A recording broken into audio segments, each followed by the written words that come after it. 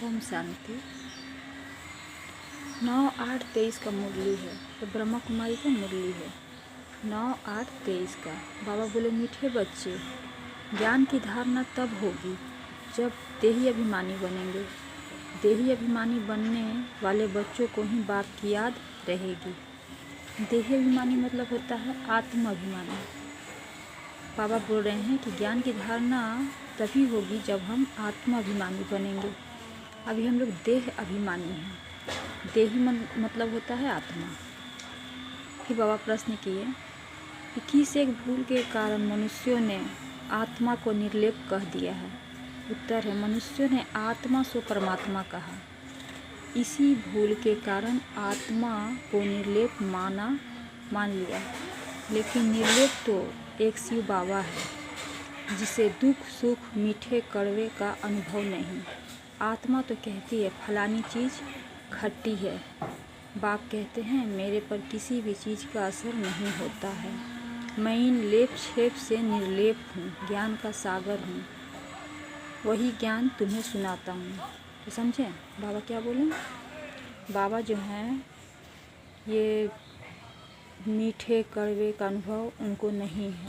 ये सब हम लोग का शरीर है तो हम लोग को होता है। बाबा तो है निराकार, इसलिए ये लेप छेप उन्हें नहीं लगता। गीत है, तकदीर जगा कर आई हूँ ओम शांति है। किसने कहा? आत्माओं ने कहा इन ऑर्गन्स द्वारा। आत्मा शांत स्वरूप है। मुझ आत्मा को यह शरीर मिलता है तब टॉकी बनती है।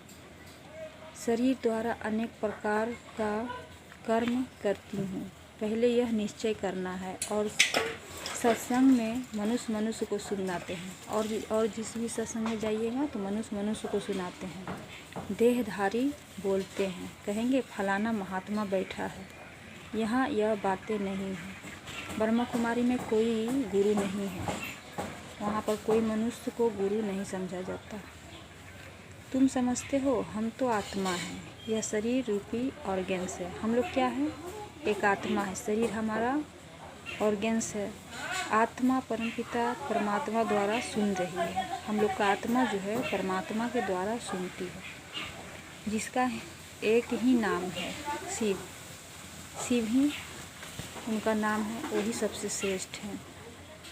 इस समय बच्चे बैठे हैं सुनने के लिए। कौन सुनाते हैं? बेहद का बाप। बेहद का बाप किसे कहते हैं? शिव बाबा को। शिव बाबा ही सभी का बेहद का बाप है। जब परमपिता परमात्मा कहा जाता है तो बुद्धि योग ऊपर चला जाता है। शिव माना बिंदी। शिव बाबा कैसे हैं? स्टार बिंदी। आत्मा भी बिंदी है। हम लोग भी कैसा है? हम लोग का असली रूप कैसा है? बिंदी जैसा। परमात्मा भी बिंदी है, परंतु उनको परमपिता परमात्मा कहा जाता है।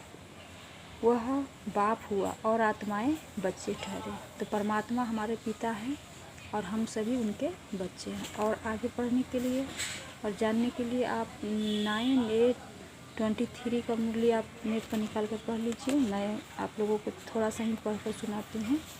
ओम शांति।